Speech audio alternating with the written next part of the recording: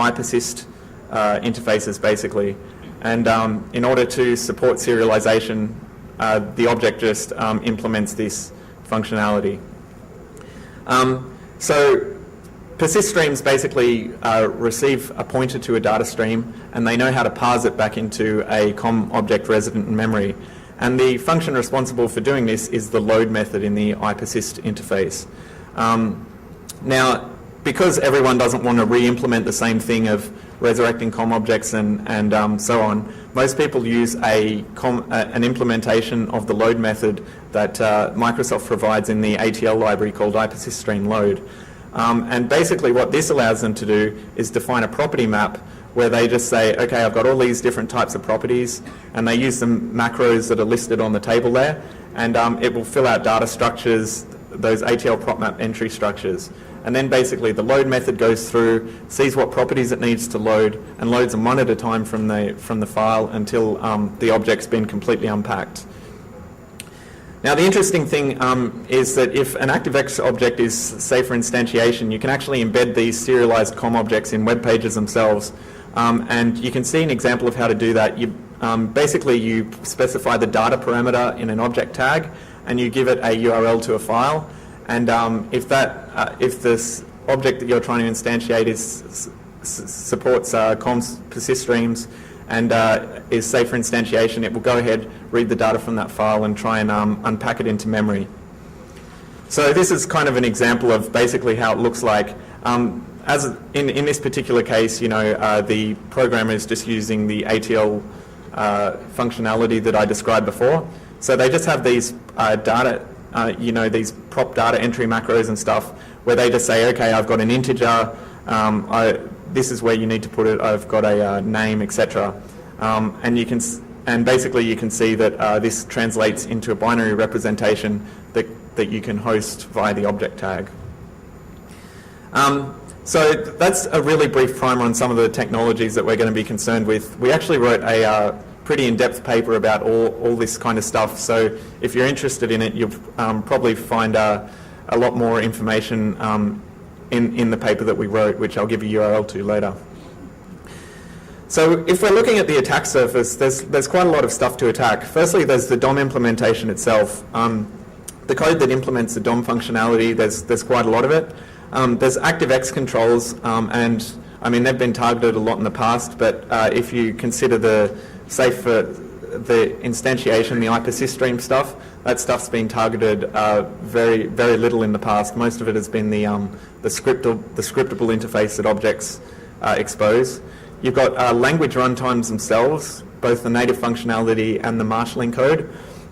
And then you've got trust boundaries, which is basically when security mechanisms are implemented, where are the boundaries where they start trusting other objects, and we'll talk more about that a little later on. But we'll look at the DOM implementation first. So this is actually a really large code base, and it's implemented within ms.html.dll. It has to expose all the functions that you can call from the DOM are implemented natively in ms.html. All the marshalling code that basically takes input from anything that can interact with the DOM, whether it be JavaScript, VBScript, .NET, etc. It takes all that, it has to marshal it, do type resolution, and it has to be able to marshal the outputs as well. Now, an extensive amount of this functionality is reachable via scripting, so it's a very large attack surface. And basically, the DOM utilizes COM internally quite extensively, much like ActiveX, where they have a dispatch function used to access methods or parameters or etc. Now, what I found out when I was looking at the DOM for IE is that objects are actually published via a class descriptor. So every object that is available in the DOM actually extends from this C-base class, which is not externally COM visible. But each class has a function called C-base getClassDesc, which returns a class descriptor. And this class descriptor actually contains all this information about how the object can be manipulated. Basically, it contains all the property information, all the method information, and specifics about each of those methods and properties, like a disp ID and enum info, versioning, etc. This is kind of a diagram of how it's laid out in memory. But the important thing is that via the class descriptor, you can get access to this array of hash tables that basically contain pointers to all the property descriptors, and from those property descriptors we can work out like all the code that's available to us via the DOM. Now this has got a basic printout of what the structure looks like, the property descriptor. But basically we can use this property descriptor to match what code is available in the DOM with the native code in MS-HTML. And most of this is done via the flag field. It's got this flags field, and part of it is used as an offset into a global table of IIDs, which are used extensively for COM, right? And basically what you do is you get the IID that they point to, and then you do a query interface on the object the object that you're querying for that particular IID, and then you get an offset from the flags field as well, and that offset is an offset into the vtable returned from query interface, and that is a pointer to the native method that handles the functionality that for the property or method that you're looking up. Now if the IID offset is 0, then they actually use a default IID that's available from the class descriptor. Now, of course, you can't just call these methods directly. They have to do all this marshalling to ensure that the parameters they received is actually the parameters that they're expecting from JavaScript or whatever. And again, this is passed as an array of passed as a disparam structure, which is essentially an array of those variant data types. Now, there's this marshalling layer that exists and within MS-HTML, and it has the responsibility of doing this type checking and conversion to make sure that they're getting the data they expect.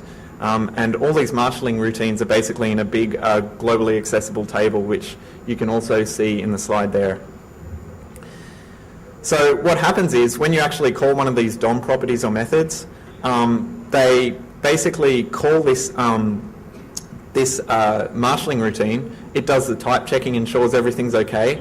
Internally, it calls the native function that I was talking about before that actually does the work, and then the marshalling function marshals the result back to the user.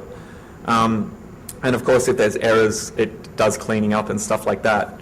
So we have to find out what the appropriate marshalling method is, as well as where the native code is that actually implements the properties that we're looking for. Now, in the property descriptor structure, they actually have an index into this global table of the marshalling array as well. So we can actually find out which marshalling function is going to be used for which property or method that we're going to be accessing. And as a result, we basically know that because they're using this particular marshalling method, we know what kind of data types are being expected from that function and what kind of data types it's expecting to return and everything. So we can actually figure out where the native marshaller is, where the native code is that implements the DOM functionality, and then what kind of data types it's expecting. So I sort of wrote a program to test this, and you can see that this basically prints it all out. So I've got it in a text file. This is basically prints it all out. You can see that by just querying these class descriptors, we can enumerate the entire DOM, and we can not only find out where the native code is that implements those functionalities so we can audit them, but you can see all the data types they're expecting and what they return. So in this particular example, you can see these are all the properties and methods that are available from the object tag. So it's actually got heaps of them, right? And you can see all these various ones. Child nodes returns a pointer to an object and takes no arguments. Can have HTML, takes no arguments, returns a bool, etc., etc. So we can enumerate all that, and then if you wanted to do something like fuzzing or something like that, you could build this into such a tool quite easily. ActiveX controls, I don't really want to say too much about because they've been targeted a large amount in the past, and we basically know where the attack surface is. The first and most obvious one, like I said, is by targeting the methods and properties that the ActiveX object exposes itself, and there's many different, this has been done extensively in the past. There's fuzzes, there's all sorts of stuff available for automatically testing these as well. But one thing we found, like I said before, is the iPersist interface, when people do support instantiation, is actually very rarely looked at, and particularly the iPersist load function, which is responsible for basically parsing a completely untrusted file, is often less explored than most of the scripting interfaces, and it's worth looking at. Now, most of the people, like I said, actually use an ATL standard implementation. So it actually exposes a large part of the ATL core as an attack surface. And Ryan and David Dewey actually published a number of pretty high-profile ATL bugs related to some of this functionality just a few months back. But also, even if you don't have bugs in the ATL itself, having these property maps extend the attack surface, and we're going to look at shortly how that occurs. The last thing I wanted to consider was sort of the language runtimes, because they contain quite a lot of functionality that's pretty useful as well. Now, I'm going to talk about VB script and JavaScript, but anything that interacts with all these components as well would be worth a look at, like ActionScript and Java and all this stuff that can interoperate with the DOM and these scripting languages. But the major scripting engines are like VB script and JavaScript, and they have to do the same sort of thing as everything else. They have to be able to marshal data types correctly. They've got all this native functionality there, and basically if we can enumerate all that automatically, then we have a lot better idea of what's available for us to attack. So in the case of JavaScript, actually JavaScript and VB script have similar data structures to manage all their objects internally. They've got this name table class that basically keeps track of all the symbols available for a given object. They've got a symbol structure which represents a symbol, a var class, which is basically a wrapper to a variant object like the ones we explored before, and then a vval class, which basically has a variant but also is used for name variables, so it also has the associated disp ID and name of the variable, etc., rather than just a value. So enumeration of both of these binaries can be done fairly similarly by manipulating these structures if we know them. In terms of JavaScript, native functionality is registered within all the relevant objects.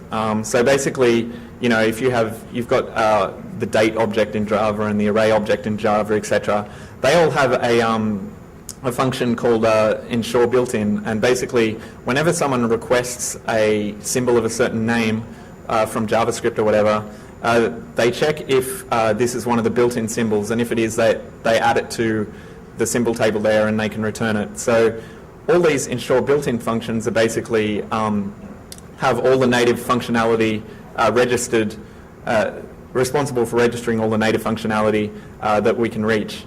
Now mostly in JavaScript they use this function called addNative method, which basically just registers the function, but you can also directly register functions without using addNative method by calling this function called createVval, which creates one of those data structures that I sort of mentioned in passing before.